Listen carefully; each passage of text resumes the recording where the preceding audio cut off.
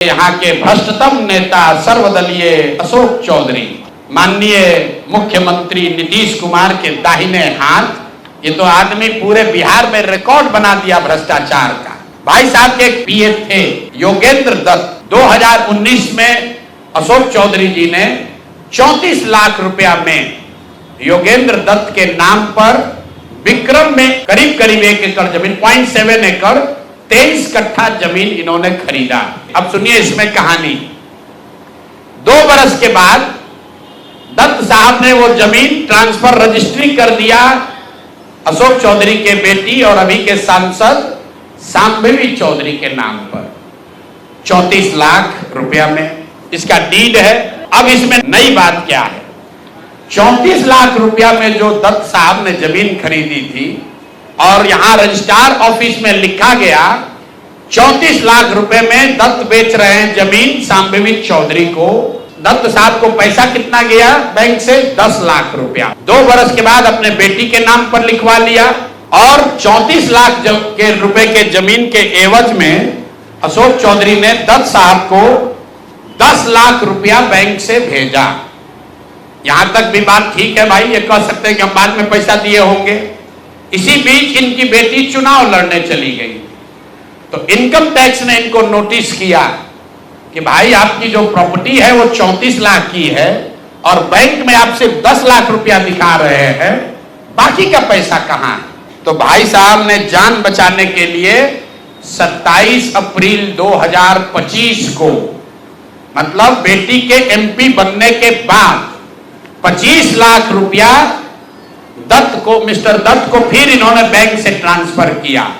तो मैं आपके जरिए अशोक चौधरी जी जो अपने आप को महादेव का भक्त बताते हैं, हमको तो लक्ष्मी के ही भक्त ज्यादा दिखते हैं। अगर आपने 34 लाख रुपए की जमीन अपने पीए से अपने बेटी के नाम पर खरीदी तो उसका भुगतान क्यों नहीं किया? 10 लाख ही क्यों भुगतान किया?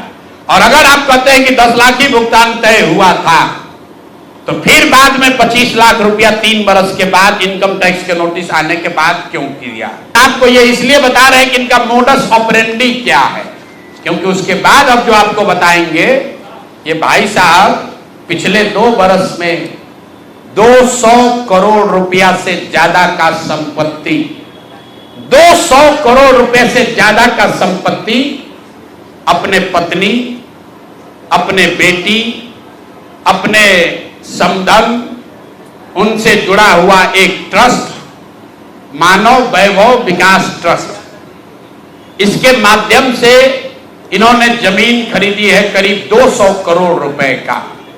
और सारा डीड एक जिस दिन का ट्रांजैक्शन है वो सारा डीड आपको यहां पर, आप चाहे तो उसका फोटोकॉपी ले सकते हैं। मैं एक बात क्लियर कर लूं, यहां जो मानव वैभव विकास ट्रस्ट है हमारे पास उसके खिलाफ सबूत नहीं है। हम ये बता रहे हैं कि जब इनकी बेटी का एंगेजमेंट हुआ है उसके बाद से अचानक से मानव विकास वैभव ट्रस्ट जो है, जो कुणाल साहब के परिवार से जुड़ा हुआ ट्रस्ट है और उसमें यहाँ के बड़े कुछ पदाधिकारी भी हैं, जियालाल आर्य बहुत ईमानदार व्यक्ति हैं, वो भी ट्रस्टी हैं। तो मैं आपके जरिए उनसे भी आग्रह करूंगा कि सर आप तो जीवन भर ईमानदारी के लिए आपका नाम हम लोग जानते हैं, ये बताएं कि आपके ये न्यास के माध्यम से सैकड़ों करोड़ रुपए की जमीन कहां से खरीदी जा रही है, ये पैसा कहां से आ रहा है?